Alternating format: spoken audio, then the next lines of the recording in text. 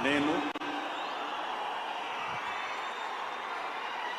కొణిదెల పవన్ కళ్యాణ్ అనే నేను శాసనం ద్వారా నిర్మితమైన భారత రాజ్యాంగం పట్ల నిజమైన విశ్వాసం, విధేయత చూపుతానని, భారతదేశ సార్వభౌమాధికారాన్ని, సమగ్రతని కాపాడుతానని, ఆంధ్రప్రదేశ్ రాష్ట్ర మంత్రిగా నా కర్తవ్యాలను శ్రద్ధతో,